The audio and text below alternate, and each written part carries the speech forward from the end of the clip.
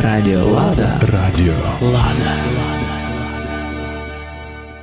Кирил і Мефодій 1150 років принесли очищену, отшліфовану віру православну, хоча у них там, у греків, повно було всяких сект, различних розколів. Но Кирил і Мефодій височайшого класу духовники, монахи, опитні лінгвісти, переводчики, владіючі Богом дарованими талантами, що в кратчайший час быстренько изучали другі язики. Наприклад, єврейський вивчили за короткий час, щоб могли піти і вести диспути із носителями єврейського язика. У Криму Кирил і Мефодій обнаружили якийсь руський язик. В своїх іслідуваннях я довожу, що то була глаголиця.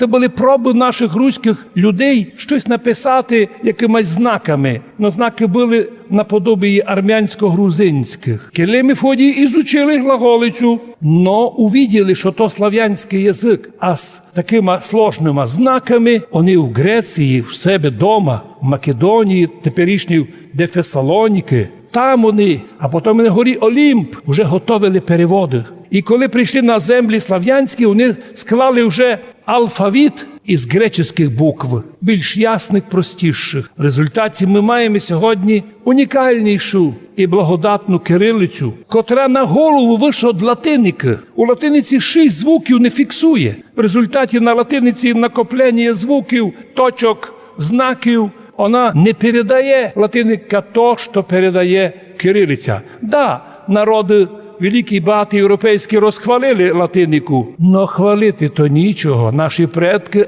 це уяснили 1150 років назад, коли наші предки в районі озера Балатон і князь туди Блатинський був, тоді ще мадярів не було тут. То все було нашоє. Коли прийняли граматику і переводи Кирила і Мефодія, люди почали просто нараз читати. Не треба було довго вчити, бо кирилиця оказалася в 100 крат простіша, як глаголиця. І вони принесли нам таку красиву, благодатну граматику, що й нині всі слав'янські народи, котрі залишилися кириличні, мають преимущество перед народами латинізованими. Ми розуміємо, що з латиникою завжди йшло і католичество. Хочеш чи не хочеш, заводять латинику, нараз заводять латинську віру. Наші предки бережно відносилися до кирилиці. Навіть в нашій Україні були проекти Верховної Ради замінити кирилицю на латинику. Прото, звісно, ганьбляться і скривають. Ганьба. Ну, ми розуміємо, хто то робить.